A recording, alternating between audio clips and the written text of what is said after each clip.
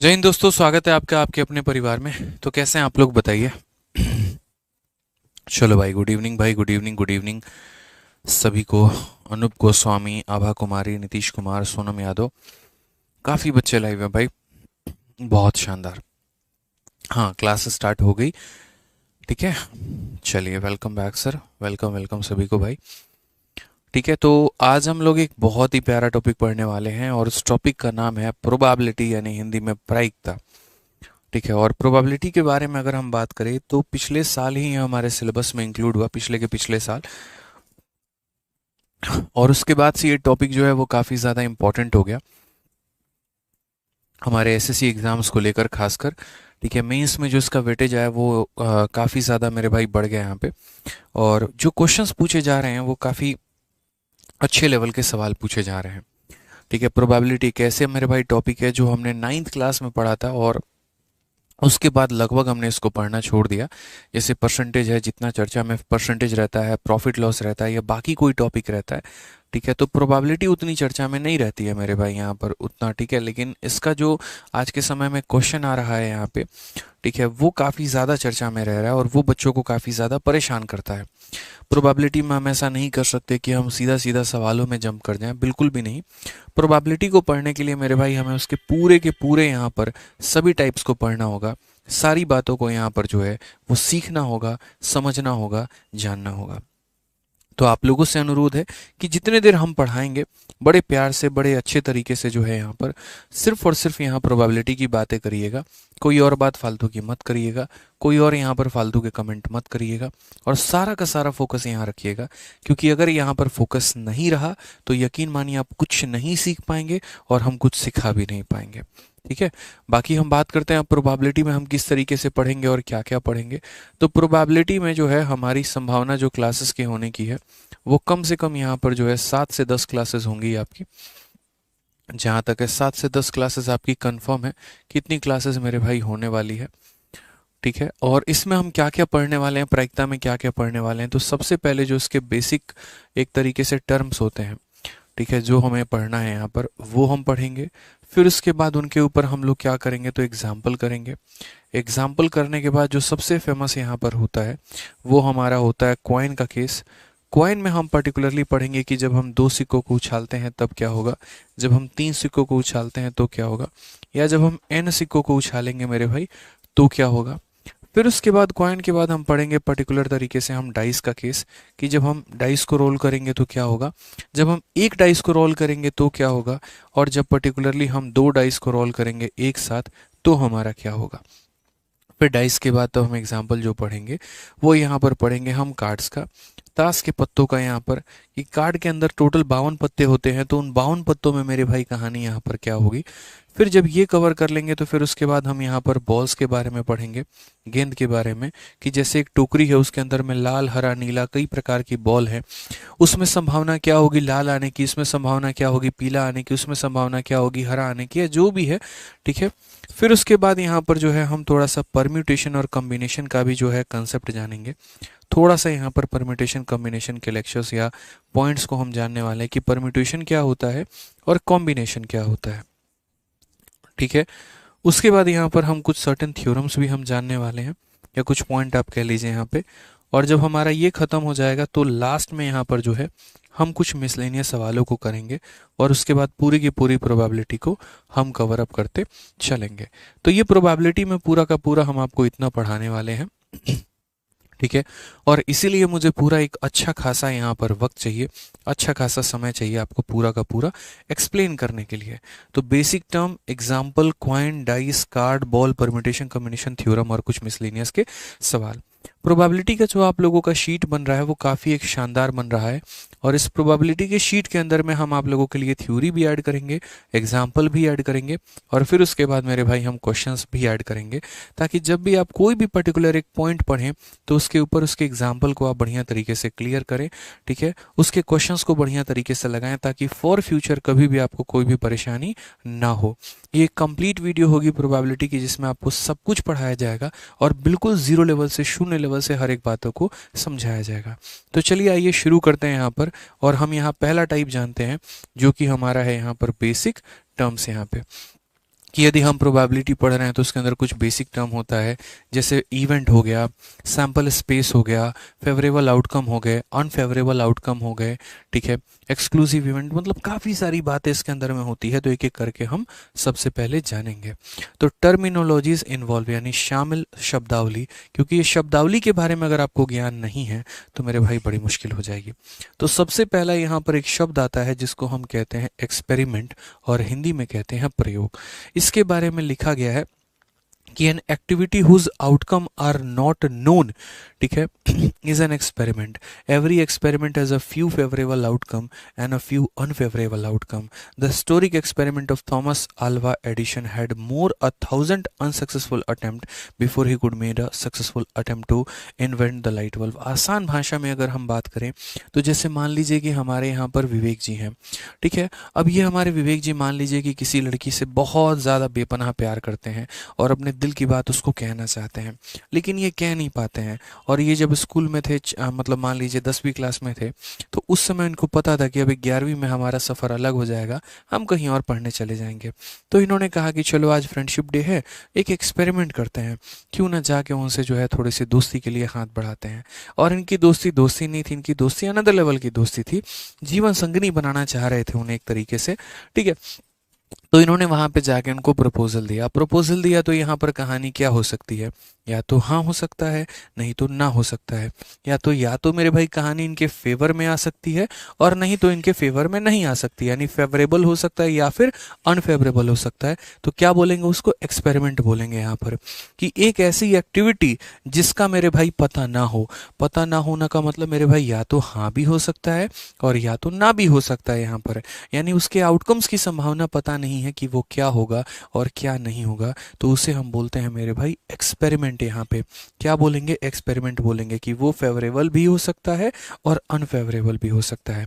जैसे Thomas Alva addition ने जब पहली बार बल्ब का आविष्कार किया था, तो उन्होंने जब आविष्कार किया था तो कई सारे उनके अटेम्प्ट फेल हुए थे और कई सारे अटेम्प्ट उनके पास भी हुए थे। कुछ उनके फेवर में थे, कुछ उनके अनफेवर में थे मेरे भाई यहाँ पर। तो उन्होंने क्या किया था, एक्सपेरिमेंट किया था यहाँ पे। तो एक्सपेरिमेंट का मतलब क्या हो गया, कि जिसकी संभावना आपको पता ना हो, ठीक है, कि वो आपके हक में है या आपके विरोध में है।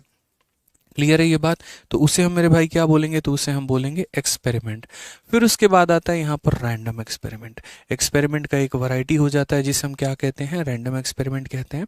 रैंडम एक्सपेरिमेंट का मतलब क्या होता है, a random experiment is an experiment for which the set of possible outcome is known, ठीक है, but which particular outcome will occur on a particular execution of the experiment can not be said prior to performing the experiment. Tossing a coin, rolling a dial and drawing a card from a deck of all are example of random experiment.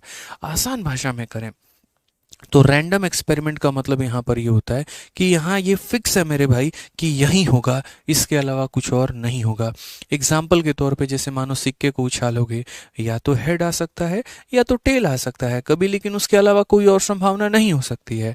जैसे आप पासे को फेंकोगे, या तो एक आएगा, दो आएगा, तीन आएगा, चार आएगा, पाँच आएगा, छः आएगा, लेकिन इन छः के अलावा कोई और संभावना नहीं हो सकती है। सात आने की संभावना नहीं हो सकती है, 20 आने की संभावना नहीं हो सकती है। तो रैंडम एक्सपेरिमेंट उसे कहते हैं यहाँ पर कि एक ऐसा एक्सपेरिमेंट जिसके लिए for which the set of possible outcome is known, वो सेट हमें पता है। जैसे सिक्के को उछालने पे या हेड आएगा या टेल आएगा, वो एक सेट पता है। डाइस को फेंकने पे 1 से लेकर 6 आएगा, वो एक सेट पता है। पत्तों को अगर हम निकालेंगे तो वो 52 पत्ते आएंगे, वो एक सेट पता है। 53वां कोई पत्ता नहीं आएगा, 53वां यहाँ पर कोई और वैल्यू नहीं आएगी, वो एक सेट पता है। तो उसे हम कहते हैं रैंडम एक्सपेरिमेंट, जिसका मेरे भाई एक परिणाम हमें पता हो, एक सेट पता हो, परिणाम पता नहीं हो, मतलब परिणामों का समूह पता हो, एक तरीके से हम बोलेंगे वहां पे, ठीक है। तीसरा हमारा हो जाता है यहाँ पर इवेंट। अब हम आगे इवेंट को चल के थोड़ा और बेहतर तरीके से क्लियर करेंगे कि इवेंट होता क्या है। A trial with a clearly defined outcome is an event. For example getting a tail when tossing a कर्म is known as event. Event का मतलब यहाँ पर ये हो गया कि जैसे मान लीजिए कि अलग अलग हम घटना पूछेंगे आपसे। जैसे मानिए आपने एक सिक्के को उछाला, तो एक सिक्के को उछालते वक्त आपके पास हेड आ सकता है या आपके पास टेल आ सकता है। तो यहाँ पर हेड का आना भी अपने आप में एक इवेंट है, है और टेल का आना भी अपने आप में एक इवेंट है। तो यहाँ पर हेड आने के लिए हम एक इवेंट शब्द इस्तेमाल कर सकते हैं या टेल आने के लिए इवेंट शब्द इस्तेमाल कर सकते हैं। आपने पासे को फेंका, तो पासे को फेंका तो 1 से लेकर मेरे भाई 6 तक आया, तो 1 से लेकर 6 तक आया तो 1 आना भी अपने आप में एक इवेंट है, 2 आना भी अपने आप में एक इवेंट है, 3 आना भी अपने आप में एक इवेंट है। तो यानी जो हमारा एक तरीके से आउटकम आता हम क्या बोलेंगे, उसे इवेंट बोल लेंगे यहाँ पे। यानी सैंपल स्पेस में से एक उसमें से निकला हुआ कोई शब्द, वो यहाँ पर क्या कहेंगे, तो उसे हम यहाँ पर इवेंट कहेंगे। ठीक है, आज ये चलिए रैंडम इवेंट मेरे भाई क्या होता है। ठीक है, तो रैंडम इवेंट का मतलब हो गया N event that can not be easily predicted is a random event. For such event the probability value is very less. The formation of rainbow during the rain is a random event. Random का मतलब यहाँ पर क्या होता है कि यदा कदा कभी कभी हो गया, मतलब जो हमेशा फिक्स नहीं रहता है। जैसे आसान भाषा में हम बताएं तो अभी आप ऐसे सोचोगे कि इंद्रधनुष आसमान में बन जाए, वो संभव नहीं है। वो तभी संभव होता है जब मेरे भाई बारिश होती है, और बारिश होती है तो डिस्पर्शन होता है और बाकी सभी फेनोमेनाज लगते हैं, तब जाकर मेरे भाई रेनबो का निर्माण हो पाता है, इंद्रधनुष का निर्माण हो पाता है। तो ऐसी चीजें जो यदा कदा हो, सिक्का आप कभी भी उछाल सकते हैं, पास आप कभी भी फेंक सकते हैं, लेकिन रेनबो आप कभी भी नहीं बना सकते हैं। रेनबो डिपेंडेंट है किसके ऊपर, तो बारिश के ऊपर। तो रैंडम इवेंट मेरे भाई वही होता है कि एक ऐसा इवेंट जिसको प्रेडिक्ट कर पाना बड़ा मुश्किल सा है और वो जो किसी और के ऊपर डिपेंडेंट है, उसे हम बोलते हैं रैंडम इवेंट। ठीक है, नेक्स्ट यहाँ पर बात करें यहाँ पर तो आउटकम। आउटकम का मतलब आप एक तरीके से देखोगे तो आपको ऐसा नहीं लग रहा है कि हमें मिला क्या लास्ट में, उसको हम क्या बोलेंगे, तो आउटकम बोलेंगे। यानी this is the result of A trial. In the process of a sport person hitting a ball toward the goal post, there are clear two outcome. He may either make the goal or miss the goal. जैसे मानो कोई एक तरीके से footballer है और वो footballer किसी गेंद को एकदम गोल के भीतर मार रहा है, तो आउटकम क्या हो सकती है, संभावनाएं क्या हो सकती है। तो संभावना या परिणाम यहाँ पर ये हो सकता है, परिणाम शब्द की अगर हम बात करें तो परिणाम ये हो सकता है कि या तो हम गोल कर पाएंगे या फिर हम नहीं कर पाएंगे। ठीक है, जैसे गेंद अगर आ रहा है, कोई बॉलर बॉल करा रहा है, तो दो संभावनाएं हो सकती है, या तो वो बल्ले से लग सकता है या वो बल्ले से नहीं लग सकता है। बाउंड्री जाना, सिंगल लेना, आउट होना, ये सब बात की बात है। या तो बल्ले से हिट होगा या बल्ले से हिट नहीं होगा। ठीक है, आप परीक्षा देंगे तो दो ही संभावनाएं होगी, या तो आप पास होंगे नहीं तो आप फेल होंगे यहाँ पर। तो वही मेरे भाई आउटकम शब्द का मतलब क्या होता है, क्या क्या संभावनाएं हो सकती हैं। जैसे एक पासे को आप फेंकते हैं तो पासे के 6 आउटकम आएंगे, या तो 1 आएगा, नहीं तो 2 आएगा, नहीं तो 3 आएगा, 4 आएगा, 5 आएगा, 6 आएगा। तो उसके आउटकम्स हो गए। ठीक है, कि मतलब हम कोई काम करते हैं तो उसका परिणाम मुझे क्या मिलता है। मैं सिक्के को फेंकता हूं तो परिणाम या तो हेड आ सकता है नहीं तो टेल आ सकता है, तो उसे हम क्या बोलते हैं, तो उसे हम आउटकम बोलते हैं। ठीक है, नेक्स्ट हमारा होता है पॉसिबल आउटकम। ये बहुत ज़रूरी है। देखो, आउटकम एक अलग चीज़ हो गई और पॉसिबल आउटकम एक अलग चीज़ हो गया। जब हम आउटकम की बात करते हैं तो हम सभी को लेके चलते हैं। जैसे हमने पासा फेंका तो 1 से लेकर 6 तक आएगा, वो पूरा का पूरा आउटकम में काउंट होता है। लेकिन पॉसिबल आउटकम क्या होता है, the list of all the outcome in an experiment can be refer to as possible outcome. In tossing a coin the possible outcome are head और टेल। अब जैसे पॉसिबल आउटकम का एक आसान भाषा में समझाएं तो पासे को फेंकते वक्त पॉसिबिलिटी 1 से 6 आने की है। पासे को फेंकते वक्त कभी भी 7 नहीं आ सकता, वो इम्पॉसिबल आउटकम है। समझ रहे हो मेरी बात को लेकर, पासे को फेंकते वक्त कभी भी 9 नहीं आ सकता, वो एक इम्पॉसिबल आउटकम है। तो पॉसिबल आउटकम का मतलब कि संभावनाएं क्या क्या हो सकती हैं। आप एसएससी की परीक्षा देंगे तो ऐसा नहीं होगा कि यूपीएससी के लिस्ट में आपका नाम आ जाएगा, नाम आएगा तो सीजीएल के लिस्ट में ही नाम आएगा। तो पॉसिबिलिटी क्या क्या है यहाँ पर, संभावित परिणाम क्या है यहाँ पर मेरे भाई, वो है। ठीक है, जो नेक्स्ट पॉइंट हो जाएगा हमारा वो हो जाएगा इक्वली लाइटली आउटकम यहाँ पे। ठीक है, अभी सब थोड़ा सा 1-2 पॉइंट और है और इन 1-2 पॉइंट्स के बाद से प्रॉपर तरीके से हम यहाँ पर एग्जाम्पल्स और क्वेश्चंस को करना शुरू कर देंगे। तो यहाँ पर देखिए क्या बोला गया है, an experiment in which each of the outcome has a equal probability such as outcome are refer to as equally likely outcome. In the process of rolling a 6 फेक dice probability of getting any number is equal. Equally likely outcome का मतलब हम आपको समझाते हैं।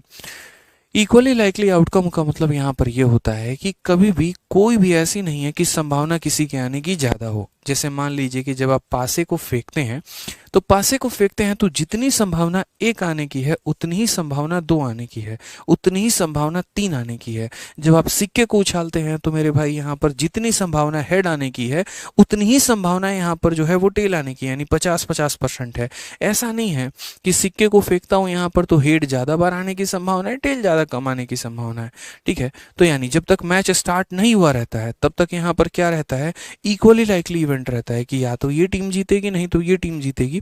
बीच में जिस team का जैसा जैसा मेरे भाई परफॉर्मेंस रहता है, जिस तरीके से यहाँ पर मेरे भाई एक तरीके से कहानी रहती है, उस तरीके से यहाँ पर जो है हम प्रेडिक्ट करना शुरू करते हैं।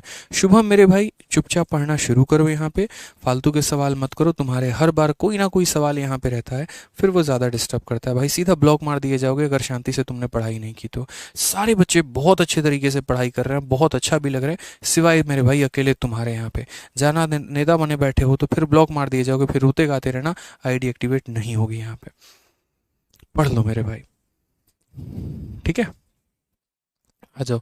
तो इक्वली लाइकली का मतलब आप लोग समझ में आ गए कि इक्वली लाइकली आउटकम क्या होता है। इक्वली लाइकली का मतलब यहाँ पर ये होता है कि यहाँ पर जिसका मेरे भाई बराबर बराबर संभावना हो। ठीक है, ऐसा नहीं है कि किसी सिक्के के अंदर आपने छेद कर दिया है, गड्ढा कर दिया है और इस तरीके से कर दिया है कि हेड आते हुए भी वो टेल आ जाएगा। ऐसा नहीं होना चाहिए, एकदम बराबर होना चाहिए। कभी भी आप अगर देखेंगे जितने भी बड़े मैचेस होते हैं तो जो ताश के पत्ते निकाले जाते हैं वो एकदम नए पत्ते निकाले जाते हैं, कि ऐसा तो नहीं यहाँ पर कि किसी एक पत्ते के अंदर कोई मुड़ गया है, किसी ने निशान लगा दिया, कोई कुछ कर दिया है कि नहीं उसकी आने की संभावना ज़्यादा है। ऐसा नहीं होना चाहिए। तो इक्वली लाइकली इवेंट का मतलब यहाँ पर ये होता है कि हर किसी के आने की संभावना क्या है, तो बराबर है। ठीक है, यहाँ पे चलिए आ जाइए, नेक्स्ट बात करते हैं सैंपल स्पेस। अब ये सैंपल स्पेस क्या होता है, तो जैसे आपने कोई भी काम किया, ठीक है, और कोई भी काम किया यहाँ पर, तो वो जो कोई भी काम किया आपने ना, तो वो कोई भी काम का जो रिजल्ट आता है, जो परिणाम आता है, जो आउटकम आता है, उसे हम कहते हैं सैंपल स्पेस। यहाँ पे समझ में आ रहा है बात। यहाँ पे नोट्स आप लोगों को नहीं बनाना है, जो हम आपको डिजिटल नोट्स देंगे मेरे भाई, आप उससे प्रॉपर तरीके से नोट कर लीजिएगा, या जो क्लासरूम शीट कल आपको मिलेगी तो आपको उसके अंदर भी प्रॉपर तरीके से सब कुछ लिखा हुआ रहेगा, एक एक पॉइंट आपका लिखा हुआ रहेगा। ठीक है चलिए आ जाइए, तो यहाँ पर पढ़िए प्रॉपर तरीके से। तो क्या बोला गया, it is the set of a outcome of all the trial in experiment on rolling a dice, the possible outcome are इतना, so the outcome of sample space. Sample space का मतलब यहाँ पर ये हो गया, जैसे आसान भाषा में समझाते हैं, सैंपल स्पेस अंग्रेजी का एक टर्म है जो सिर्फ यहाँ पर ये बोलता है कि सुनो, तुम कोई भी काम करना तो उसकी जो जो संभावनाएं बनेगी ना वो लिख देना। यहाँ पर कि प्रतिदर्श समिष्ट, प्रतिदर्श क्या हो जाएगा, समिष्ट हो जाएगा। जैसे तुम सिक्का फेंकोगे, अगर एक सिक्का फेंकोगे तो या तो हेड आएगा नहीं तो टेल आएगा। दो सिक्का फेंकोगे तो उसका सैंपल स्पेस कैसे लिखना अभी हम डिटेल में बताएंगे। तीन सिक्का फेंकने पर सैंपल स्पेस क्या आएगा वो भी हम बताएंगे। जैसे तुम मानो कोई भी डाइस फेंकते हो, ठीक है, कोई भी मेरे भाई डाइस फेंकते हो, तो डाइस का सैंपल स्पेस क्या होगा, या तो एक आएगा नहीं तो दो आएगा नहीं तो तीन आएगा नहीं तो चार आएगा नहीं तो पाँच। मतलब जो उसके परिणाम आते हैं वो लिखो, और उन्हीं के गुच्छों को हम क्या बोलते हैं, तो उन्हीं के गुच्छों को मेरे भाई यहाँ पर सैंपल स्पेस कहते हैं। ठीक है, क्या कहते हैं, तो सैंपल स्पेस कहते हैं। अब नेक्स्ट पॉइंट देखो यहाँ पर, नेक्स्ट पॉइंट हमारा होता है प्रोबेबल इवेंट। यहाँ पे प्रोबेबल इवेंट का मतलब होता है एक संभावित घटना जिसके लोगों के मन में यहाँ पर जो है वो एक आशंका हो, एक मन में एक शक हो, अच्छा ऐसा हो सकता था। जैसे an event that can be predicted is called a probable event. We can calculate the probability of such event. The probability of a particular child being promoted to next class can be calculated, hence we refer to as probable event. जैसे मानिए भारत और पाकिस्तान का match है, तो उसमें भारत के जीतने की संभावना क्या है, जिसको आप एक कैलकुलेशन कर सकते हैं, वो एक प्रोबेबल इवेंट है। मान लीजिए आज आप 9वीं क्लास में पढ़ाई कर रहे हैं और आपको 10वीं क्लास में अगली बार जाना है, तो उसकी संभावना कैलकुलेट की जा सकती है, तो वो क्या हो जाएगा, वो प्रोबेबल इवेंट हो जाएगा। लेकिन मेरे भाई इम्पॉसिबल इवेंट क्या होगा, इम्पॉसिबल इवेंट का मतलब यहाँ पर ये हो गया कि आज के समय चिड़ियाघर में आप गए और आपका मन है कि मुझे डायनासोरस देखने को मिल जाए, वो एक इम्पॉसिबल इवेंट है, क्योंकि आज के समय धरती पर डायनासोरस मतलब यहाँ पर जो है वो एग्जिस्ट ही नहीं करते हैं। ठीक है, इम्पॉसिबल इवेंट का मतलब यहाँ पर ये हो गया कि आप जिस कमरे में बैठे हैं वहाँ सोना का खदान अभी तुरंत बन जाए या खुल जाए, सिम आप कहें तो दीवार खुल जाए, तो ये एक इम्पॉसिबल इवेंट है जिसके होने की दूर दूर तक संभावना नहीं हो। पॉसिबल इवेंट या प्रोबेबल इवेंट क्या हो गया कि जैसे यार ऐसा लग रहा है कि मम्मी अभी मेरे लिए कुछ ना कुछ मिठाई लेके आएगी, वो प्रोबेबल है। समझ रहे हो मेरी बात को? मेरा भाई मेरे लिए कुछ लेकर आएगा, वो एक पॉसिबिलिटी है। लेकिन यहाँ पर इम्पॉसिबल इवेंट क्या हो गया कि आप यहाँ जहाँ बैठे हुए हैं और वहाँ अचानक से जो है यहाँ पर पूरा का पूरा कोई खदान खुल जाए, कुछ ऐसा आ जाए यहाँ पर, वो पॉसिबल। जैसे इंडिया और पाकिस्तान के मैच में बांग्लादेश के हारने की संभावना क्या है? क्या बोलोगे? इम्पॉसिबल है सर। हम पूछेंगे क्या है? सर बांग्लादेश तो खेल ही नहीं रहा, मैच तो इंडिया और पाकिस्तान में हो रहा है, तो बांग्लादेश को आप कहाँ से बीच में लेकर आ गए? तो बांग्लादेश का जीतना या बांग्लादेश का हारना एक इम्पॉसिबल इवेंट बन के रह जाता है। ठीक है, तो यानी जहाँ पॉसिबिलिटी होती है तो उसे प्रोबेबल इवेंट कहते हैं, और जहां संभावनाएं ना के बराबर होती है उसे हम इम्पॉसिबल इवेंट कहते हैं। ठीक है यहाँ पे।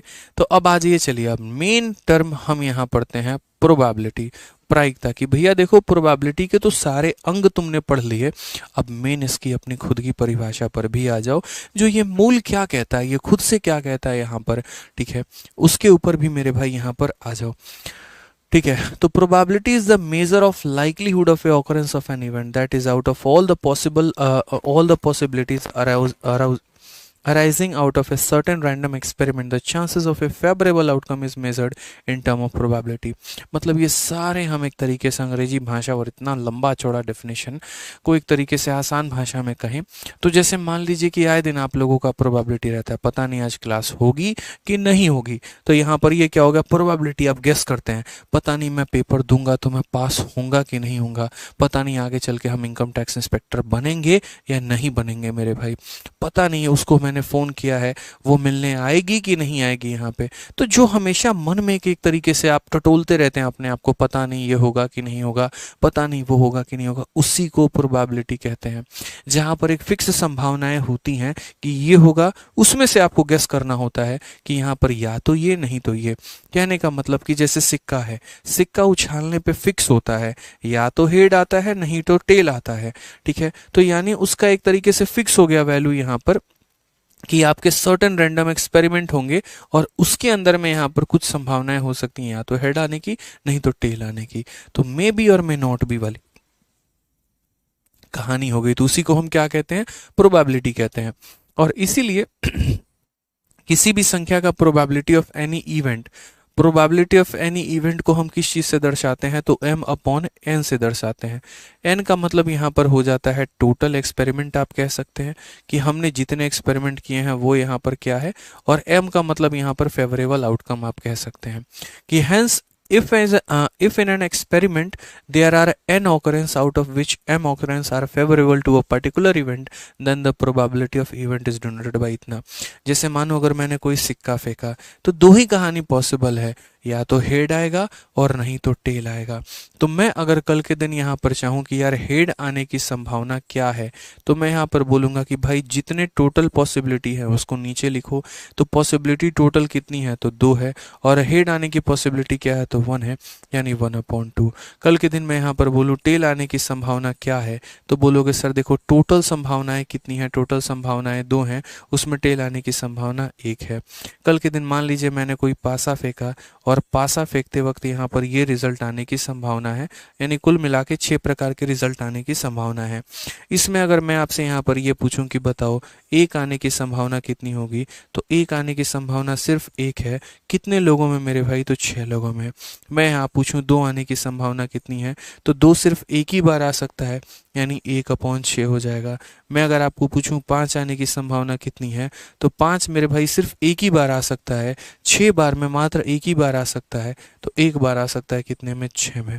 मैं अगर आपसे यहाँ पर ये पूछूं कि प्रोबेबिलिटी इवन आने की कितनी संभावना है, तो बोलोगे सर टोटल संभावनाएं कितनी है, टोटल संभावनाएं 6 हैं, और उसमें इवन संख्या कौन कौन सी है, 1 संख्या, 2 संख्या, 3 संख्या, यानी 3 संख्याएं इवन है सर। तो टोटल आउटकम बटे फेवरेबल आउटकम, टोटल आउटकम कितना है 6, और उसमें से इवन कितनी है 3, यानी 1/2 सर, इस तरीके से करके। ठीक है। तो कभी भी अगर हम किसी भी संख्या की प्रोबेबिलिटी यानी प्रायिकता निकालते हैं तो नीचे हमेशा हम टोटल लिखते हैं और ऊपर जो आ रहा होता है यहाँ पर या जो हमें चाहिए होता है हम उसकी संभावना लिखते हैं। ठीक है, इस तरीके से करके धीरे धीरे अभी कई सारे एग्जाम्पल जब आप पढ़ोगे ना, बहुत कुछ मेरे भाई आपको क्लियर होने वाला है। ठीक है, उसके बाद यहाँ पर ये क्या होता है, ये सारी बातें हम समझेंगे। ई और ई नॉट यहाँ पर ये पूरा केस अच्छे तरीके से भी हम आपको बताएंगे। ठीक है, तो यहाँ पर समझो दो चीज़ें हो गई। जैसे एक होता है हमारा प्रोबेबिलिटी ऑफ ई होता है मेरे भाई प्रोबेबिलिटी ऑफ एनी इवेंट, और एक हमारा होता है प्रोबेबिलिटी ऑफ ई नॉट मेरे भाई। ठीक है, जैसे मान लो कि मैंने यहाँ पर एक तरीके से पासा फेंका। मैंने यहाँ पर क्या फेंका मेरे भाई, तो पासा फेंका। तो मैंने दो बातें पूछी आपसे। मैंने आपसे यहाँ पर ये पूछा कि जैसे मैंने कोई भी पासा फेंका, डाइस फेंका, तो डाइस की संभावनाएं क्या हो सकती हैं। तो डाइस में या तो एक आ सकता है, नहीं तो दो आ सकता है, नहीं तो तीन आ सकता है, नहीं तो चार आ सकता है, नहीं तो पाँच आ सकता है, नहीं तो छः आ सकता है। मैंने यहाँ पर ये पूछा कि भाई एक बात बताओ, क्या संभावना है कि तीन आ जाए, क्या संभावना है कि तीन आ जाए। इसको इस प्रकार लिखते हैं कि P हो गया ब्रैकेट में तीन हो गया। आप बोलोगे सर क्या संभावना है कि तीन आ जाए। आप बोलोगे सर बहुत आसान है, देखिए हमें यहाँ पर क्या लिखना है, तो हमें यहाँ पर नीचे में लिखना है टोटल कितने वैल्यू आ सकते हैं। तो टोटल कितने आ सकते हैं, तो टोटल हमारे 6 आ सकते हैं। उसमें तीन आने की संभावना क्या है, तो तीन मेरे भाई कितनी बार आया है, एक बार, इसलिए यहाँ पर एक बार यहाँ पर जो हो सकता है, तो यानी 6 लोगों में या 6 बार अगर हम उछालेंगे तो उसमें हो सकता है कि एक बार यहाँ पर क्या आ जाए, तो तीन आ जाए यहाँ पर। ठीक है, समझ में आ रहा है बात, यहाँ पे कोई दिक्कत की बात है। तो मैंने यहाँ पर क्या कहा, तीन आने की संभावना कितनी है, तो तीन आने की संभावना यहाँ पर इतनी है कि 6 बार में एक बार तीन आएगा, 6 बार में एक बार मेरे भाई तीन आएगा। और वहीं मैं ये पूछूं कि भाई तीन ना आए, इसकी संभावना क्या है। मुझे तीन नहीं चाहिए, मुझे क्या नहीं चाहिए, तो मुझे यहाँ पर तीन नहीं चाहिए मेरे भाई। यहाँ पर इसकी संभावना क्या है कि तीन को छोड़ के सब लेकर आ जाओ, लेकिन तीन नहीं चाहिए। क्या नहीं चाहिए, तो तीन नहीं चाहिए, इस बात की संभावना क्या है। तो बोलोगे सर देखो यहाँ पर कितने इवेंट हैं, तो हम बोलेंगे 6 इवेंट है। कितने इवेंट है सर, तो 6 इवेंट है यहाँ पे। समझ में आ गया, उसमें से तीन नहीं चाहिए, तो मेरे भाई तीन नहीं चाहिए, इसका मतलब कितने चाहिए, 1 2 3 4 5, यानी 5 चीजें आ जाएंगी, बस तीन नहीं आएगा। यानी तीन नहीं आने की संभावना कितनी है, तो 6 बार में 5 बार तीन नहीं आएगा, एक बार जरूर आएगा। तो तीन आने की संभावना 6 बार में एक बार आएगा तीन, और तीन नहीं आने की संभावना 6 बार में 5 बार नहीं आएगा। तो हमने कहा यार एक बार इन्हें जोड़ कर देखते हैं। तो हमने एक बार क्या किया, इन्हें जोड़ा कि प्रोबेबिलिटी ऑफ इवेंट और प्लस यहाँ पर प्रोबेबिलिटी ऑफ नॉट इवेंट, ये हमारा किसके बराबर होगा। तो प्रोबेबिलिटी ऑफ एनी इवेंट हमारा निकल कर आया 1/6 और नॉट इवेंट का निकल कर आया 5/6। कुल मिलाकर हमारा हो गया मेरे भाई 6/6, यानी कितना हो जाएगा, तो 1 हो जाएगा। तो हमने अपने मन में आज से डाल दिया कि किसी चीज़ की होने की संभावना और उसके नहीं होने की संभावना, यदि हम दोनों को जोड़ देंगे तो कुल मिलाकर हमारा कितना आएगा, तो कुल मिलाकर मेरे भाई हमारा यहाँ पर एक आएगा। कि किसी भी चीज़ की होने की संभावना और किसी भी चीज़ की नहीं होने की संभावना, यदि हम दोनों को जोड़ते हैं तो यहाँ पर कितना निकल कर आता है, एक निकल कर आता है। समझ में आ रहा है बात, यहाँ पर कितना निकल कर आता है, तो एक निकल कर आता है। आइए चलिए, तो यहाँ पर उसी तरीके से सबसे पहला सवाल हम यहाँ देखते हैं और क्या कहा गया। ठीक है, अब देखो कभी भी अगर मान लो कि हमें ये कैलकुलेट करना हो कि फलाने चीज़ की नहीं होने की संभावना क्या है, तो हम डायरेक्ट नहीं होने की संभावना नहीं निकालेंगे, पहले हम ये निकालेंगे कि तुम्हारे होने की संभावना क्या है। और होने की संभावना में से अगर हम 1 माइनस कर देंगे या 1 में से उसे माइनस कर देंगे तो नहीं होने की संभावना आ जाएगी। ठीक है, जैसे मानो यहाँ पर एक तरीके से हम यहाँ बात करते हैं कि क्वेश्चन में अगर हमको कल के दिन ये दे दिया जाए, बड़ा सिंपल सा पॉइंट हम आपसे कह रहे हैं कि किसी भी मेरे भाई संख्या के होने की संभावना कितनी है। मान लो किसी संख्या के होने की संभावना 2/5 है। ठीक है, और हमसे यहाँ पर पूछा जाए कि बताइए जरा आप यहाँ पर कि उस संख्या के नहीं होने की संभावना कितनी है, तो नहीं होने की संभावना आप कैसे निकालेंगे। तो हमेशा इस बात को याद रखना कि अगर होने की संभावना पता है और नहीं होने की संभावना निकालनी है, तो नहीं होने की संभावना को निकालने के लिए 1 में से होने की संभावना को माइनस कर दो मेरे भाई, तो आ जाएगा। यानी 1 - 2/5 करो तो आएगा 5 एकम 5, 5 में से 2 गया तो 3/5 यहाँ पे। ये हमारा हो जाएगा प्रोबेबिलिटी के नहीं होने की संभावना। क्या हो जाएगा मेरे भाई यहाँ पर? प्रोबेबिलिटी के नहीं होने की संभावना। यानी भविष्य में कभी आप चाहते हैं कि कोई घटना ना घटे, इसके लिए आपको यहाँ पर 1 में से उसके घटने की संभावना को घटाना होगा, तब जाकर मेरे भाई यहाँ पर ये पता चल पाएगा कि उसके नहीं होने की संभावना क्या है। ठीक है, समझ गए यहाँ पर? आइए चलिए नेक्स्ट क्वेश्चन की बात करते हैं। तो क्वेश्चन नंबर 1 देखते हैं, सबसे पहला सवाल आज का। If the probability of winning a event is 0.3, what is the probability of losing? अगर जीतने की संभावना 0.3 है तो हारने की संभावना क्या होगी? यानी वही बात है कि प्रोबेबिलिटी ऑफ एनी इवेंट, किसी चीज के होने की संभावना यहाँ पर 0.3 है, तो जल्दी से बता दो उसके नहीं होने की संभावना यहाँ पर क्या होगी? तो आप पता है क्या बोलेंगे? सर उसके नहीं होने की संभावना का मतलब पता है क्या हो गया कि सर हम नहीं चाहते कि वो हो, तो उसके नहीं होने की संभावना बराबर 1 माइनस उसके होने की संभावना। 1 माइनस उसके होने की संभावना यानी 1 माइनस 0.3 तो हो जाएगा सर 0.7। कौन सा ऑप्शन है सर? तो option number B for Baahubali है। कौन सा ऑप्शन है मेरे भाई? तो option number B for Baahubali है। यानी 1 में से उसके होने की संभावना को अगर आप घटा देंगे तो मेरे भाई उसके नहीं होने की संभावना का मान निकल जाएगा। ठीक है, आइए चलिए नेक्स्ट क्वेश्चन पे चलते हैं। क्वेश्चन नंबर 2 देखते हैं। यहाँ पर क्वेश्चन नंबर 2 में हमसे क्या कहा गया, पढ़िए कि यदि हम प्रथम 20 प्राकृत संख्याओं में से एक संख्या का चयन करें तो उस संख्या के अभाज्य होने की प्रायिकता क्या है? What is the probability of a prime number when we select a number from 1 to 20? हम जब 1 से लेकर 20 तक सभी नेचुरल नंबर को ले रहे होते हैं तो उसमें प्राइम नंबर आने की संभावना क्या होती है? तो पहली बात मेरे भाई, आप एक तरीके से सारे आउटकम्स को देख लीजिए कि आपके पास क्या क्या आ सकता है।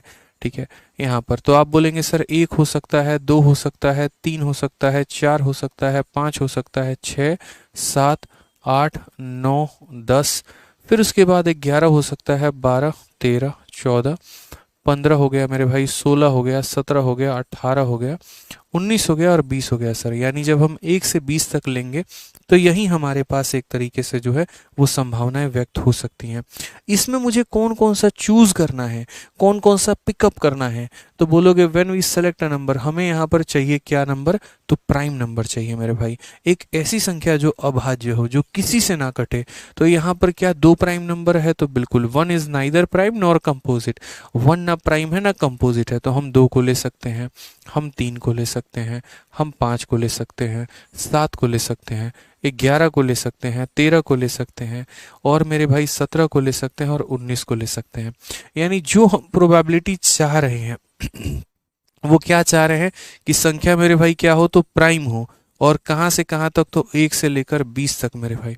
तो 1 से 20 तक में प्राइम की मुझे वैल्यू बतानी है। तो मुझे यहाँ बताओ 1 से 20 तक में कितनी संख्या है? तो 20 संख्या है। और इसमें प्राइम संख्याएं कितनी है? प्राइम संख्याएं कितनी है? 1, 2, 3, 4, 5, 6, 7, 8। तो मेरे भाई 8 हो जाएगा। 4 से काटोगे 2 बार में, 4 से काटोगे 5 बार में, तो आंसर तुम्हारा कितना आएगा? 2/5। ऑप्शन नंबर सी का होना प्यार है। कभी भी किसी भी चीज की प्रायिकता आपको चाहिए, जैसे मानो मैंने कहा ना बारिश होने की प्रायिकता चाहिए, तो यहाँ पर या फार मान लीजिए कि कोई पासा फेंका, 5 आने की प्रायिकता, तो जितनी संभावनाएं बन सकती हैं उसे हम नीचे लिखते हैं और जो हम खोज रहे हैं वो हम ऊपर लिखते हैं। जैसे मानो 1 से लेकर 20 तक को आपको पता करना था, तो 1 से लेकर 20 तक में टोटल 20 संख्या होती है, तो वो नीचे लिखो। आप उसमें अगर ये पता करना चाहते हो कि कितने हमारे प्राइम हैं, तो आप उस प्राइम की संख्या को क्या लिखो? तो जितने भी प्राइम हैं उनकी संख्या को ऊपर लिखो। जैसे एक एग्जांपल हम आपको और देते हैं। मान लीजिए यहाँ पर कि संख्या हमें कहाँ से कहाँ तक लेना है? 1 से लेकर 10 तक लेना है। 1, 2, 3, 4, 5, 6, 7, 8, 9, 10 एकदम आपके जहन में मुझे फिट कर देना है, एकदम बेसिक से लेकर बेस्ट लेवल तक का। तो जैसे मानिए सबसे पहला अगर हम पॉइंट पढ़ें कि भैया प्रोबेबिलिटी यहाँ पर जो है वो एक तरीके से 7 आने की कितनी है। दूसरा सवाल मेरे भाई, प्रोबेबिलिटी यहाँ पर इवन आने की कितनी है। तीसरा सवाल मेरे भाई मतलब शम हो गया। तीसरा सवाल प्रोबेबिलिटी ऑड आने की कितनी है। चौथा सवाल मेरे भाई यहाँ पर प्रोबेबिलिटी जो है प्राइम आने की कितनी है। ठीक है, यहाँ पे काफ़ी सारे सवाल हो जाएंगे। पांचवा सवाल मेरे भाई यहाँ पर क्या प्रोबेबिलिटी है कि जो संख्या आए मेरे भाई वो हमारी क्या हो? तो संख्या हमारी ग्रेटर देन 7 हो, 7 से भी मेरे भाई यहाँ पर बड़ी हो, कि जो भी संख्या आए वो हमारी 7 से बड़ी हो। उसके बाद मेरे भाई नेक्स्ट क्या संभावना है कि जो भी संख्या है वो हमारी 7 से या हमारी 6 से छोटी हो। ठीक है, और यहाँ पर क्या ले सकते हैं, तो बस यहाँ पर एक और प्रोबेबिलिटी हम यहाँ जैसे ले सकते हैं, मानो कि क्या संख्या मेरे भाई, क्या प्रोबेबिलिटी आए कि जो संख्या हो वो हमारी क्या हो, तो मल्टीपल हो। और किसका मल्टीपल हो मेरे भाई, तो मल्टीपल ऑफ 3 हो। ऐसे कई सारे मेरे भाई प्रायिकता आपसे पूछे जा सकते हैं। ठीक है, काफ़ी सारी प्रायिकता हमसे पूछी जा सकती हैं, तो हम यहाँ पर बोलेंगे कि मेरे भाई कैसे कैसे हम टैकल करें। तो 7 आने की संभावना कितनी है, पहली बात मुझे बताइए टोटल वैल्यू कितनी है, तो टोटल वैल्यू 10 है, तो नीचे कितना लिखेंगे 10। उसमें 7 कितनी बार आया है, तो 7 मात्र एक बार आया है, तो यहाँ कितना लिखेंगे 1/10 लिखेंगे। तो पहले वाले का जो आंसर होगा वो कितना होगा 1/10, यानी 10 में सिर्फ एक वैल्यू ऐसी है जो यहाँ पर 7 आ सकता है, बाकी वैल्यू में 7 नहीं आएगा। ठीक है, इवन आने की संभावना कितनी है, तो टोटल वैल्यू कितनी है, तो 10 है। उसमें इवन कौन कौन सा है, एक ये है, दूसरा ये है, तीसरा ये है, चौथा ये है, पांचवा ये है। तो इवन आने की संभावना 5/10, यानी कितना हो जाएगा, तो 1/2 हो जाएगा। नेक्स्ट अगर हम बात करेंगे यहाँ पर ऑड आने की संभावना, तो टोटल वैल्यू हमारी कितनी है, तो 10 है। उसमें कितनी संख्याएं हमारी ऑड आएंगी, तो ऑड आने की संभावना 1 हो गया, 2 हो गया, 3 हो गया, 4 हो गया, 5 हो गया। यानी ऑड हमारा कितनी बार आया है, तो 5 बार। यानी ऑड आने की संभावना कितनी हो जाएगी, 1/2 हो जाएगी। कितनी हो जाएगी मेरे भाई यहाँ पर, तो 1/2 हो जाएगी। तो ऑड आने की संभावना क्या हो गई, 1/2 हो जाएगी। नेक्स्ट अगर हम बात करते हैं प्राइम आने की संभावना कितनी है, तो हम बोलेंगे सर टोटल संभावनाएं हमारी कितनी है, तो 10 है। टोटल संभावनाएं हमारी कितनी है सर, तो 10 है। उसमें प्राइम संख्या हमारी कितनी है सर, आप ये देखिए प्राइम की अगर हम बात करें, तो सर एक हमारा 2 प्राइम नंबर है, एक हमारा 3 प्राइम नंबर है, एक हमारा 5 प्राइम नंबर है, एक हमारा 7 प्राइम नंबर है, और कोई भी प्राइम नहीं है सर। यानी कितनी मिला संख्या हमारी प्राइम है, तो 4 संख्या प्राइम है, कितने में, 10 में। तो यहाँ पर बोलेंगे सर 2/5। एक तरीके से आप परसेंटेज निकाल रहे होते हैं कि इतना बटे इतना इंटू 100, बस वो 100 आप नहीं लगाते हैं, बाकी हमारा सेम रहता है जैसे हम परसेंटेज की बात करते हैं। ठीक है, जैसे मानो मैं बोलूं कि इवन आने की परसेंटेज क्या है, तो यहाँ जितने इवन आ सकते हैं बट्टे में 10 इंटू क्या करते, 100 करते, वही वाली बात है। ठीक है, 7 से ज्यादा आने की प्रायिकता हमारी कितनी है, तो टोटल वैल्यू कितनी है 10, उसमें 7 से ज्यादा, तो 7 से ज्यादा एक संख्या, 2 संख्या, 3 संख्या, यानी क्या बोलोगे, बोलोगे सर 3/10। यहाँ पर 7 से ज्यादा आने की संभावना कितनी हो गई सर, तो 3/10 हो जाएगा। ठीक है, उसके बाद 6 से कम आने की संभावना, 6 से कम आने की संभावना, तो 6 से कम आने की संभावना मतलब कितना, 1 2 3 4 5। तो बोलोगे सर 10 लोगों में कितना हो जाएगा, 10 में 5 हो जाएगा, यानी इसकी प्रायिकता कितनी हो जाएगी, तो 1/2 हो जाएगी सर। ठीक है, और मेरे भाई यहाँ पर क्या हो सकता है, तो और हमारा हो सकता है मल्टीपल ऑफ 3, यानी जो संख्या आए वो तुम्हारा 3 का मल्टीपल आए। तो 3 का मल्टीपल कौन कौन होगा, 3 का मल्टीपल खुद 3 होगा, 3 का मल्टीपल 6 होगा, 3 का मल्टीपल 9 होगा। तो कुल मिलाकर 10 लोगों में 3 के मल्टीपल आने की संभावना 1 2 और 3, यानी कितना हो जाएगा, 3/10 हो जाएगा। कितना हो जाएगा, तो 3/10 हो जाएगा। क्लियर है ये बात, यहाँ पे कोई दिक्कत की बात है, कोई परेशानी की बात है, बताओ। तो ये छोटी सी बात का मेरे भाई क्या रखना है, तो ध्यान रखना है कि जिस तरीके का सवाल हमसे पूछेगा हमारा आंसर भी वही रिफ्लेक्ट करेगा, हम उटपटांग आंसर नहीं देंगे। ठीक है, आ जाओ चलो नेक्स्ट क्वेश्चन की बात करते हैं। ये सवाल देखिए, देखते हैं इसका आंसर कितने लोग दे पाते हैं। क्वेश्चन में क्या कहा है, एक कलश में 3 सफेद और 4 काली गेंदें हैं। एक गेंद को यथावृक्ष रूप से चुना जाए, इसके सफेद होने की प्रायिकता हमारी क्या है। ठीक है, कि यहाँ पर एक गेंद को हमें चुनना है। There are 3 white ball and 4 black ball. ठीक है, in an urn a ball is selected randomly, what is the probability of white. पहली बात यहाँ पर मेरे से पूछा क्या गया है, तो व्हाइट आने की संभावना कितनी है।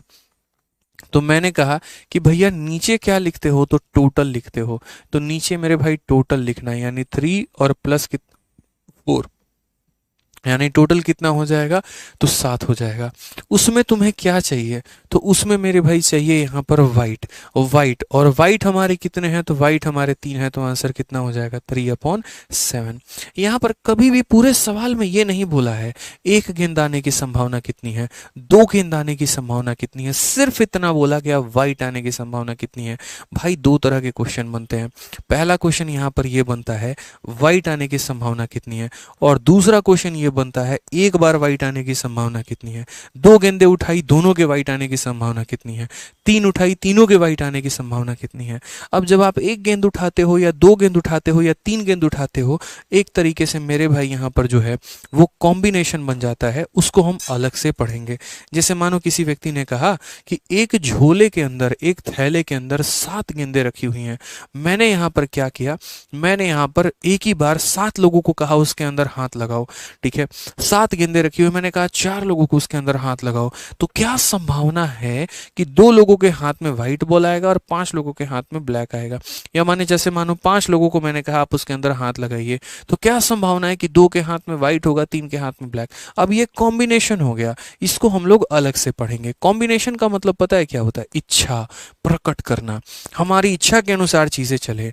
जैसे है तो उसके अंदर 7 गेंदे, 5 लोगों ने हाथ लगाया, तो मन में सोच रहे हैं यार 5 में 2 के पास व्हाइट आ गया, यहाँ पर 3 के पास ब्लैक आ गया, तो क्या होगा संभावना, 3 के पास ब्लैक आ गया, 2 के पास व्हाइट हो गया, तो क्या संभावना। वो कॉम्बिनेशन है जहां पर उनके संख्याओं के साथ हम छेड़छाड़ कर रहे हैं, हम एग्जैक्ट संख्या की बात ही नहीं कर रहे हैं। तो उसको कैलकुलेट करने के लिए हमें कॉम्बिनेशन का सहारा लेना पड़ता है, लेकिन बिना उसके कैलकुलेशन के।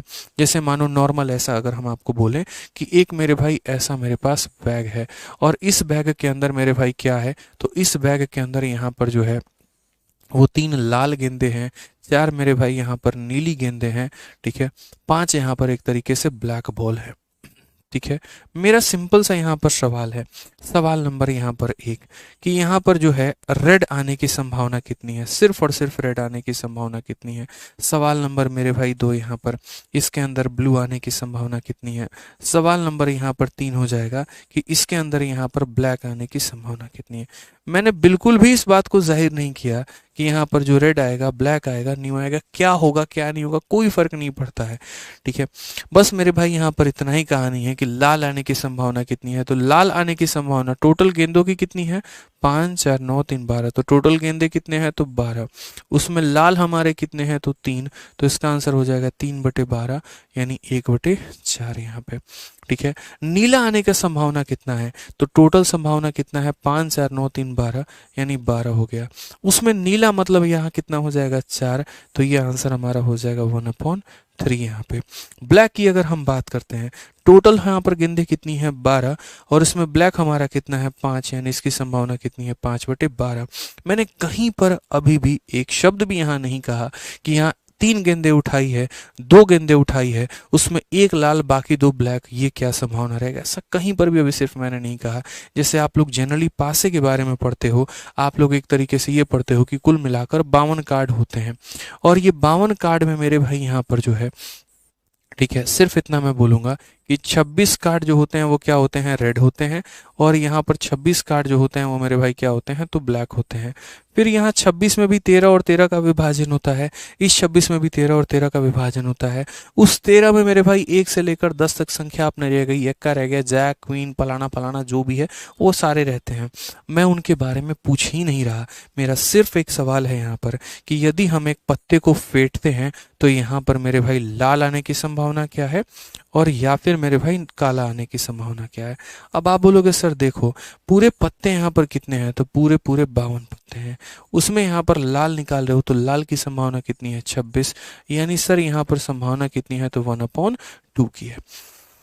संभावना कितनी है मेरे भाई यहाँ पर ठीक है, तो यहाँ पर 1/2 की है। ब्लैक की बात करेंगे तो ब्लैक में देखो यहाँ पर कुल मिलाकर 52 पत्ते हैं, और 52 में कितने हमारे यहाँ पर जो होंगे लाल होंगे, तो 26, यानी कितना हो जाएगा, तो सर 1/2 हमारा हो गया। ये हमारा क्या होगा, तो ब्लैक आने की संभावना है, ठीक है। तो उसी के ऊपर यहाँ क्वेश्चन है, जरा देखिए, और भी काफी सारे क्वेश्चंस हम करेंगे, धीरे धीरे मैं लेवल पढ़ाऊंगा, और आपको प्री से लेकर मेंस लेवल तक का सारा आपको पढ़ाऊंगा मैं। जो मैंने शीट बनाई है, जो मैंने अपने क्वेश्चंस तैयार किए हैं, वो हर लेवल को कवर अप करते हैं, क्योंकि 2 टॉपिक ऐसे हैं, प्रोबेबिलिटी और स्टैटिस्टिक्स, जिनको एकदम बेसिक लेवल से सीखना बहुत ज़रूरी है। अगर नहीं सीखा तो बहुत प्रॉब्लम आ जाएगी। ठीक है। आ जाइए, तो क्वेश्चन नंबर 4 देखिए। A bag contains card which are number from 2 to 90। एक बैग के अंदर कुछ कार्ड रखे हुए हैं और उनकी संख्या 2 से 90 तक है। अ card is drawn at random from the bag, find the probability that the card is a perfect square. क्या संभावना है कि जो भी तुम संख्या निकालोगे वो परफेक्ट स्क्वायर होगा। अब सबसे पहली मेरी बात यहाँ पर 2 से लेकर 90 तक कुल मिलाकर कितनी संख्या होती है। 1 से लेकर 5 तक 5 संख्या होती है। 1 से लेकर 10 तक 10 संख्या होती है। 2 से लेकर 90 तक कितनी संख्या होती है, तो बोलोगे 1 से 90 में 90 संख्या, सिर्फ इसमें एक नहीं है यानी 89 संख्या। 2 से लेकर 90 तक कितना हो जाएगा मेरे भाई, तो यहाँ 89। बहुत लोगों को पता है क्या लगता है, 90 में से 2 घटा दो 88 आ जाएगा। अरे यार नहीं यार, ऐसा नहीं है। अगर मानो आप 2 से लेकर 5 तक की बात करते हो, तो 2 से लेकर 5 तक में देखोगे तो 2 हो जाएगा, 3 हो जाएगा, 4 हो जाएगा, 5 हो जाएगा, यानी 4 संख्या। यानी हमेशा इनके डिफरेंस से एक ज़्यादा। 5 में से 2 घटाओ 3, 3 से एक ज़्यादा। ठीक है, तो कभी भी अगर ये कहे फलाने से लेकर फलाने तक, फलाने से लेकर फलाने तक, इसका मतलब उनके डिफरेंस से एक ज़्यादा लेना है। ठीक है, तो पहली बात यहाँ पर 2 से लेकर 90 तक हमारे कितने आउटकम्स हो जाएंगे, तो 2 से लेकर मेरे भाई 90 तक कुल मिलाकर जो है 89 संभावनाएं बनेंगी। 89 अलग अलग तरह के नंबर आएंगे। 2 आएगा, 3 आएगा, 4 आएगा, 5 आएगा, 6 आएगा, 89 आएंगे। उसमें हमें क्या चाहिए कि जो हम कार्ड को राउंड कर रहे हैं तो प्रोबेबिलिटी हमें क्या चाहिए कि वो संख्या क्या बने, परफेक्ट स्क्वायर। तो एक काम करते हैं, 2 से लेकर 90 तक हम देखते हैं कि कितने परफेक्ट स्क्वायर होते हैं। तो क्या 2 एक परफेक्ट स्क्वायर है, नहीं। 3 एक परफेक्ट स्क्वायर है, नहीं। 4 एक परफेक्ट स्क्वायर होता है।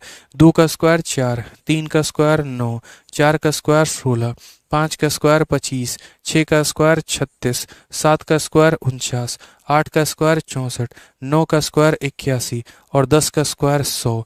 जब 100 लोगे तो बोलोगे अरे ससुराई तो इसके रेंजे में नहीं है, 90 से बाहर चला गया, मतलब नहीं लेना है। तो यानी यही वो संख्याएं हैं जो परफेक्ट स्क्वायर हैं, और साथ में परफेक्ट स्क्वायर होने के साथ साथ ये 2 से लेकर 90 के बीच में भी आती हैं। 2 से लेकर 90 के बीच में भी आती हैं। तो क्वेश्चन में क्या पूछा गया था कि क्या ऐसी संभावना है यहाँ पर कि एक बैग के अंदर 2 से लेकर 90 तक कुछ संख्या रखी गई है, तो उनमें क्या संभावना है कि जो भी तुम उठाओगे वो एक परफेक्ट स्क्वायर होगा। तो मेरे भाई उस इवेंट की होने की जो संभावना है वो क्या है, तो 1 2 3 4 5 6 7 8 कितने परफेक्ट स्क्वायर आ सकते हैं, तो 8। और बट्टे में कितना मेरे भाई, तो टोटल यानी 8/89। यानी आपको पता है कि नीचे में हम क्या लिखते हैं, तो नीचे में हम टोटल लिखते हैं। तो टोटल हमारा कितना हो जाएगा, तो टोटल हमारा 89 हो जाएगा।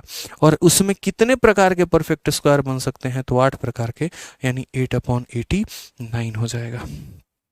ठीक है, समझ रहे हैं मेरी बात को लेकर। जैसे मान लीजिए कि मैंने यहाँ पर आपसे ये कहा कि 1 से लेकर 12 तक, 1 2 3 4, ठीक है, यहाँ पर 1 2 3 4 5 हो गया, 6 हो गया, 7 हो गया, 8 हो गया, 9 हो गया, 10 हो गया, 11 हो गया, 12 हो गया।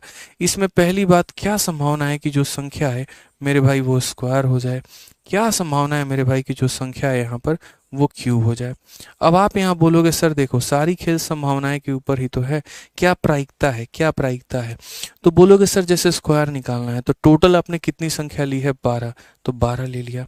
और उसमें कितने परफेक्ट स्क्वायर हैं, तो जैसे ये एक परफेक्ट स्क्वायर है, 2 का स्क्वायर, ये एक परफेक्ट स्क्वायर है सर, और कोई परफेक्ट स्क्वायर है ही नहीं। यानी परफेक्ट स्क्वायर आने की संभावना 2 होगी 12 संख्याओं में, यानी कितना हो जाएगा, 1/6 हो जाएगा सर। कितना हो जाएगा, तो 1/6 हो जाएगा सर। ठीक है, और वहीं मैं अगर आपसे ये पूछूं क्यूब आने की संभावना कितनी है, तो आप क्या बोलोगे, कुल मिलाकर कितनी संख्या है सर, तो 12 संख्या है। उसमें क्यूब आने की संभावना, तो क्यूब आने की संभावना जैसे मानो सर 8 अपने आप में क्या है, क्यूब है। ठीक है, अच्छा एक और चीज़ यहाँ पर ये थोड़ा गड़बड़ हो गया, और ये गड़बड़ पता है क्या हो गया, हमने यहाँ पर यहीं जल्दीबाजी में एक मिस्टेक मार दिया। और मिस्टेक क्या मार दिया कि परफेक्ट स्क्वायर को काउंट करते वक्त हमने नीचे जो है टोटल कितना लिखना था, 12, और ऊपर में परफेक्ट स्क्वायर को काउंट करते वक्त हमने एक को काउंट ही नहीं किया। मेरे भाई एक भी अपने आप में परफेक्ट स्क्वायर है, एक भी अपने आप में परफेक्ट स्क्वायर है। तो अगर बोला जाए कितने परफेक्ट स्क्वायर हैं, तो 1 2 और 3। ठीक है, यहाँ पर एक भी एक परफेक्ट स्क्वायर है, 4 भी परफेक्ट स्क्वायर है, 9 भी एक परफेक्ट स्क्वायर है, तो 1 से लेकर 12 तक 3 परफेक्ट स्क्वायर हैं, तो इसकी प्रायिकता कितनी होगी, तो 1/4 यहाँ पे। फिर क्यूब आने की संभावना कितनी है, तो क्यूब आने की संभावना, तो टोटल यहाँ संख्या कितनी है, तो 12, उसमें क्यूब हमारा कौन कौन सा है, तो यहाँ पर 1 भी हमारा क्यूब है, उसके बाद यहाँ पर 8 हमारा क्यूब है, और उसके आगे तो भाई बात ही नहीं बन रही। यानी क्यूब आने की संभावना कितनी है, 2 बार, कितने में, 12 में, यानी आंसर कितना हो जाएगा, 1/6 हो जाएगा। कितना हो जाएगा मेरे भाई, 1/6 हो जाएगा। क्लियर है। तो यहाँ स्क्वायर आने की संभावना, क्यूब आने की संभावना, सब कुछ यहाँ पर दिया गया है। ठीक है। अब उसी में थोड़ा सा एक ट्विस्टिंग सवाल यहाँ पर देखते हैं, इसका आंसर कितने बच्चे दे पाते हैं। क्वेश्चन नंबर 5 देखिए क्या बोला गया है। कहा गया jar contain 54 marble, each of which is blue, green और वाइट। यानी उसके अंदर 54 मार्बल हैं, और वो 54 मार्बल में मेरे भाई यहाँ पर 3 ही तरह के हैं, या तो वो मेरे भाई ब्लू है, या फिर वो हमारा ग्रीन है, या फिर वो हमारे वाइट हैं। The probability of selecting a blue marble is 1/3, probability of selecting a green marble is 4/9, how many white marble does the jar contain। White यहाँ पर कितने तरह के होंगे। मैंने कहा ठीक है भैया, हम समझते हैं और समझाते हैं। मुझे इतना पता चला कि एक थैला रखा गया है, उस थैले के अंदर मेरे भाई 54 तरह के यहाँ पर जो है वो है, यहाँ पर 54 मार्बल रखे गए हैं, और 54 मार्बल में यहाँ पर इतना फिक्स है कि या तो नीला होगा, या हरा होगा, या फिर सफ़ेद होगा। ठीक है। क्वेश्चन में कहा गया कि यहाँ पर नीले कंचे को चुनने की संभावना कितनी है। ब्लू कलर का कंचा अगर आप चूज करते हैं तो ब्लू की संभावना कितनी होगी, तो ब्लू की संभावना बोली गई है कि कितनी होगी, 1/3 यहाँ पे। फिर उसके बाद यहाँ पर कहा गया ग्रीन की संभावना कितनी होगी, तो बोलोगे सर ग्रीन की जो संभावना होती है ना सर, तो ग्रीन की जो संभावना है वो हमारी 4/9 है। अब एक्चुअली जैसे हम आपको पीछे वाला थोड़ा एग्जाम्पल दिखाते हैं, आप अगर पीछे वाले में एग्जाम्पल में देखो, तो पीछे वाले एग्जाम्पल में अगर आप देखोगे तो चाहे परफेक्ट स्क्वायर कैलकुलेट किए थे या परफेक्ट क्यूब कैलकुलेट किए थे, कटने छटने के बाद ये 1/4 आ गया था, और कटने छटने के बाद ये 1/6 आ गया था।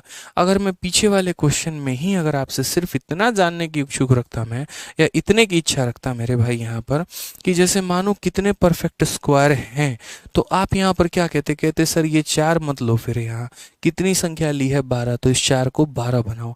इस 4 को 12 बनाने के लिए मैं 3 से यहाँ गुना करता तो ऊपर भी 3 से गुना होता, और जैसे ऊपर 3 से गुना होता आप मुझे ये बता देते कि सर 3 संख्याएं ऐसी हैं जो परफेक्ट स्क्वायर हैं। उसी तरीके से मैं क्यूब के बारे में जानने की इच्छा जताता आपसे, तो आप बोलते कि सर ये 6 तो रेशियो है, वैल्यू थोड़ी है, आप नीचे टोटल बनाइए। टोटल कितना है, 12, तो इसे आप 2 से गुना करिए, तो ऊपर भी 2 से गुना करेंगे तो पता चल जाएगा 2 संख्याएं क्या थी, तो परफेक्ट क्यूब थी। यानी नीचे वाले जो वैल्यू होती है वो फिक्स है यहाँ पे। जैसे क्वेश्चन में ये कहा गया कि टोटल हमारे कितने मार्बल हैं, तो 54 मार्बल है, तो इसके नीचे भी 54 आना चाहिए, और इसके नीचे भी 54 आना चाहिए। उन 54 में कितना ग्रीन होगा वो ऊपर वाला बताएगा, उन 54 में कितना ब्लू होगा वो ऊपर वाला बताएगा, लेकिन नीचे 54 आना जरूरी है, क्योंकि मार्बल की संख्या 54 ही है। तो हम यहाँ पर क्या करेंगे, तो हम 54 बनाएंगे। 54 को बनाने के लिए हम यहाँ पर गुना करेंगे मेरे भाई किससे, तो नीचे 18 से। अगर नीचे 18 से गुना करेंगे तो ऊपर भी 18 से गुना करना पड़ेगा। यहाँ 54 बनाने के लिए हम नीचे 6 से गुना करेंगे, तो ऊपर भी कितना गुना करना होगा, 6 से। नीचे वाला हमेशा अपने आप में क्या बताता है, तो नीचे वाला हमेशा अपने आप में टोटल बताता है। ठीक है। और ऊपर वाला क्या बताएगा, तो ऊपर वाला मेरे भाई ब्लू कितना है यहाँ पर वो बता दिया उसने। ठीक है। उसी तरीके से नीचे वाला क्या है मेरे भाई, तो हमेशा क्या बताएगा, तो टोटल बताएगा। और ऊपर वाला मेरे भाई क्या है, तो ऊपर वाला ग्रीन कितना है, तो हमें यहाँ पर वो बता देगा। अब एक बात बताओ, थैली में 3 ही तरह के मार्बल हैं। ठीक है। कौन कौन से मार्बल हैं मेरे भाई, तो ब्लू है, उसके बाद यहाँ पर और कौन सा है, ठीक है, तो यहाँ पर ग्रीन है, और कौन सा है, वाइट है, और सबको जोड़ूंगा तो यहाँ कितने के करीब में आएंगे, 54। आप मुझे बताओ ब्लू की संख्या कितनी है, तो ब्लू की संख्या 18 है। ग्रीन की संख्या कितनी है, तो 6 का 4 गुना 24 है। तो blue plus green plus white बराबर हो जाएगा कितने के, 54 के। तो इसी वजह से मेरे भाई वाइट की संख्या 54 में से 24 गया तो 30 आ गया, 30 में से 18 गया तो 12 आ गया, यानी वाइट हमारे कितने होंगे, तो 12। ऑप्शन नंबर ए जो है वो करेक्ट आंसर है। ऑप्शन नंबर ए जो है वो करेक्ट आंसर है। एक तरीका मेरे भाई, मैं चाह रहा था कि समझो आप चीज़ों को लेकर, रटो मत। पूरी दुनिया प्रायिकता को रट रही है यार, सब रटाने पे तुले पड़े हैं और सब रटने पे तुले पड़े हैं। हम तो चाहते ही नहीं कि आप रटो, कल के दिन यार सवाल कितना भी ट्विस्ट क्यों ना कर दे, कितना भी क्यों ना बदलते, हमारे बच्चों को आना चाहिए कि यार हाँ हमने जड़ से सीखा है। ठीक है, 2 क्लासेस एक्स्ट्रा लगी, 2 घंटे एक्स्ट्रा पढ़ना पड़ा, लेकिन हाँ जड़ से सीखा है। हमसे आप कुछ भी क्वेश्चन पूछ लीजिए, हम बता देंगे। तो वही वाली मेरे भाई बात है यहाँ पर कि नीचे वाली संख्या को सेम करना था, तो ऊपर इतना आ गया, इतना आ गया। तो ब्लू हमारा 18, ग्रीन हमारा 24, व्हाइट आने की संभावना 12 हो गई। ठीक है, आओ चलो नेक्स्ट क्वेश्चन यहाँ देखते हैं, और क्वेश्चन नंबर 6 देखते हैं। क्वेश्चन नंबर 6 में हमसे क्या कहा है, पढ़िए जरा कि find the probability that a number selected at a random from first 100 natural number is a multiple of 3 और 5।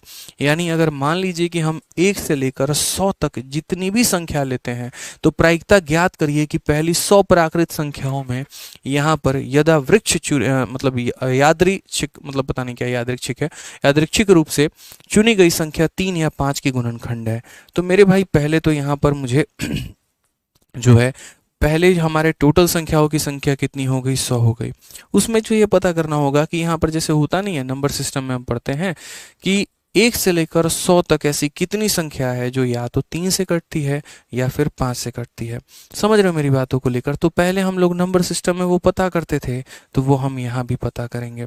ठीक है, जैसे सिंपल सा क्वेश्चन मैं आपसे भी पूछ रहा हूँ, ये नंबर सिस्टम का सवाल है। और नंबर सिस्टम का मेरे भाई सवाल क्या है यहाँ पे, तो हाउ मेनी नंबर, ठीक है, ठीक है, ये नंबर सिस्टम का सवाल है। How many number are there, ठीक है, फ्रॉम 1 to, अभी प्रोबेबिलिटी भूल जाओ, यहाँ पे सिर्फ नंबर सिस्टम पे फोकस करो। ठीक है, हाउ मेनी नंबर्स और how many numbers of there, ठीक है, how many number are there from, question number यहाँ पर ए, ठीक है, डिविजिबल बाई 3, ठीक है। उसके बाद यहाँ पर क्वेश्चन नंबर 2, डिविजिबल बाई 5, या फिर क्वेश्चन नंबर सी मेरे भाई, डिविजिबल बाई 3 और 5। अभी मैं सिर्फ और सिर्फ आपसे पता है क्या पूछ रहा हूं, अभी मैं सिर्फ और सिर्फ मेरे भाई यहां पर आपसे इतना पूछ रहा हूं, नंबर सिस्टम का एक सवाल पूछ रहा हूं।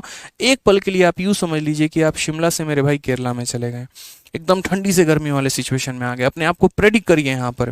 ठीक है, तो यहाँ पर मैंने सिर्फ नंबर सिस्टम का ये पूछा कि जो बचपन में आप पढ़ते थे कि 1 से लेकर 100 तक ऐसी कितनी संख्या है जो 3 से कटेगी, ऐसी कितनी संख्या है जो 5 से कटेगी, या ऐसी कितनी संख्या है जो या तो 3 और नहीं तो 5 से कटेगी, आइदर 3 और 5। तो पहली बात मेरे भाई 3 से कटने वाली संख्या कितनी है, तो 1 से लेकर 100 तक जाना है तो 100 को किससे भाग कर दो, 3 से भाग कर दो। ये तुम्हारा लगभग नियरेस्ट 33.33 के करीब में जाएगा। और मैंने हमेशा नंबर सिस्टम में बता रखा है कि दशमलव के बाद वाले भाग को इग्नोर करके सिर्फ और सिर्फ यहाँ पर कितना लिखो, तो 33 लिखो।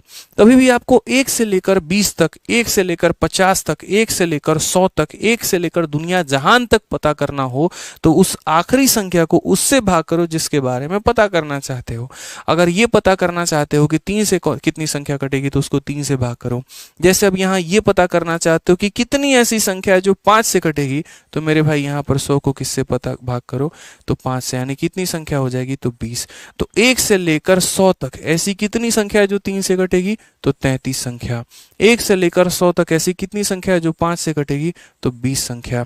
अगर मैं यहाँ पर एक और सवाल पूछ दूं कि 1 से लेकर 3 तक, 1 से लेकर मतलब 100 तक ऐसी कितनी संख्या है जो 15 से कटेगी, और आखिरी सवाल होगा मेरे भाई यहाँ पर ठीक है, आखिरी सवाल मेरे भाई होगा डिविजिबल बाई 3 और यहाँ पर 5। ठीक है, तो मैं आप यहाँ पर आखिरी सवाल यहाँ पे समझिए। फिर यहाँ पर 1 से लेकर 100 तक ऐसी कितनी संख्या है जो 3 से कटेगी, तो 100 को 3 से भाग किया। 1 से लेकर 100 तक ऐसी कितनी संख्या है जो 5 से कटेगी, तो 100 को 5 से भाग किया। उसी प्रकार 1 से लेकर 100 तक ऐसी कितनी संख्या है मुन्ना, ऐसी कितनी संख्या है मेरे भाई जो 15 से कटेगी, तो बोलोगे सर 100 को किससे भाग करो, तो 100 को 15 से भाग करो। नियरेस्ट अबाउट 15 का 6 गुना 90 आता है, तो लगभग लगभग नियर अबाउट यहाँ पर 6 के करीब में जाएगा। दशमलव के बाद कितना आएगा इससे हमें कोई भी फर्क नहीं पड़ता है, दशमलव के बाद कितना आएगा इससे हमें कोई भी फर्क नहीं पड़ता है। ठीक है, समझ में आ गया। तो यहाँ पर 3 से कटने वाली इतनी संख्या है, 5 से कटने वाली इतनी संख्या है, 15 से कटने वाली इतनी संख्या है। उसके बाद हमसे बोला गया या तो 3 से कटे और नहीं तो 5 से कटे। तो ये मेरे भाई एक वेन डायग्राम की तरह हो जाता है, ए यूनियन बी हो जाता है कि यहाँ पर हमारा जो है, अगर हम चाहते हैं या तो 3 से कटे नहीं तो 5 से कटे, तो इसको निकालने के लिए 3 से कटने वाली जितनी संख्या है वो निकालो, 5 से कटने वाली जितनी संख्या है वो निकालो, और माइनस करो 3 और 5 से कटने वाली जितनी कॉमन संख्या है। माइनस हम क्यों करते हैं? जैसे 15 है, 15 आप इसमें भी ले लेते हो और 15 आप इसमें भी ले लेते हो, क्योंकि 15 3 से भी कटता है, 15 5 से भी कटता है। 30 है तो 30 मेरे भाई इसमें भी ले लेते हैं, 30 इसमें भी ले लेते हैं, इसीलिए एक बार माइनस करना होता है। तो जब भी ऐसी स्थिति आ जाए कि 3 और 5 दोनों से कटनी चाहिए, तो 3 और 5 दोनों से कटने के लिए 3 से कटने वाली संख्याओं की संख्या ज्ञात करो। तो 3 से कटने वाली संख्या कितनी है? तो 33 है। 5 से कटने वाली संख्या कितनी है? तो 5 से कटने वाली संख्या 20 है। और 3 और 5 से कटने वाली संख्या कितनी है? तो मेरे भाई 6 है। तो 53 में से हम 6 घटा देंगे तो मेरे भाई 47 आ जाएगा।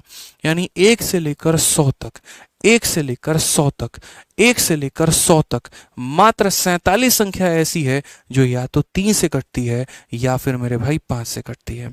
आइदर 3 और 5, आइदर 3 और 5, यहाँ पर इस बात को समझ जाइए। तो यहाँ पर आइदर और पता करने के लिए क्या करना होता है? तो जैसे ये मैं चाहता हूँ या तो 3 से कटे नहीं तो 5 से, तो पहले 3 की संख्या, फिर 5 की संख्या, फिर 15 की संख्या। मतलब 15 क्यों? इन दोनों का एलसीएम।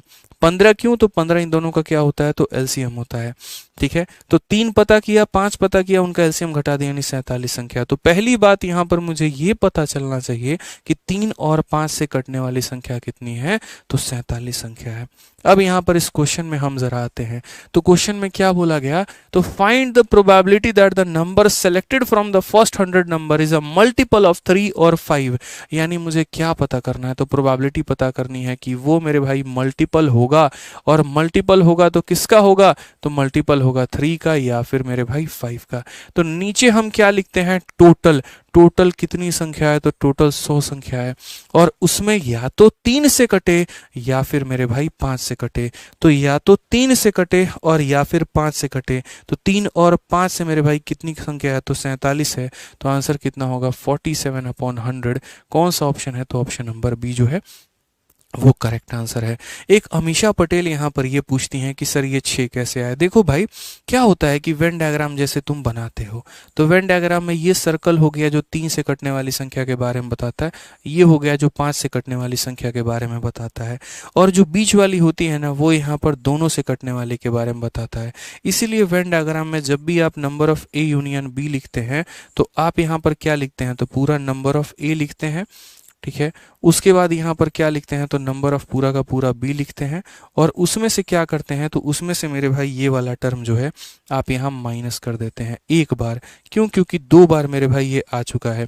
एक बार ए को लेते वक्त, एक बार बी को लेते वक्त, तो एक ही संख्या 2 बार काउंट हो गई है, इसलिए उसको एक बार घटाना है।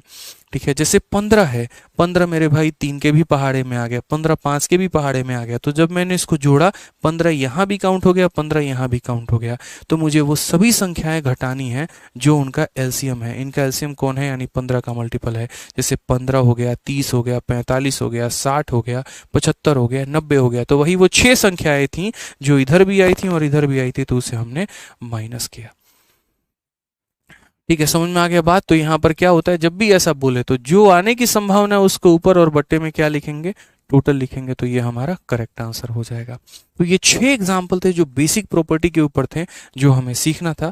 अब धीरे धीरे करके हम एक कैटेगरी पढ़ाएंगे, उसके ऊपर क्वेश्चन, फिर एक कैटेगरी पढ़ाएंगे, फिर उसके ऊपर क्वेश्चन, फिर एक कैटेगरी पढ़ाएंगे, फिर उसके ऊपर क्वेश्चन। इस तरीके से करके हम पूरा का पूरा प्रोबेबिलिटी पढ़ाने वाले हैं। तो यहाँ पर हम शुरू करेंगे कल कंसेप्ट ऑफ फैक्टोरियल, और फिर उसके बाद यहाँ से आप लोगों को समझाएंगे, आगे लेके चलेंगे फैक्टोरियल क्या होता है, कॉम्बिनेशन क्या होता है, इनके ऊपर किस तरीके से क्वेश्चंस बनते हैं। ठीक है, तो प्रायिकता एक महत्वपूर्ण टॉपिक है यहाँ पे, और इसीलिए हमने निश्चय लिया कि यहाँ पर हम इसको बढ़िया तरीके से पढ़ाएंगे, कंप्लीट तरीके से। ठीक है, तो उम्मीद करते हैं कि आज का सेशन आप लोगों को मज़ा आया होगा, आपने काफ़ी कुछ सीखा होगा, काफ़ी कुछ समझा होगा। इसी तरीके से ले लेके आराम से हम कवर अप करेंगे। जिनको फास्ट में देखना होगा आराम से वीडियो ख़त्म होने के बाद 2x की स्पीड में देख लेना, और जिन्हें हमारे साथ चलना होगा तो आराम से मेरे भाई नॉर्मल स्पीड में पढ़ना, बट पढ़ना मेरे भाई सबको है। ठीक है, तो मिलते हैं यहाँ पे अगले सेशन में। आज के लिए इतना ही दोस्तों, बहुत बहुत धन्यवाद, थैंक यू। ठीक है।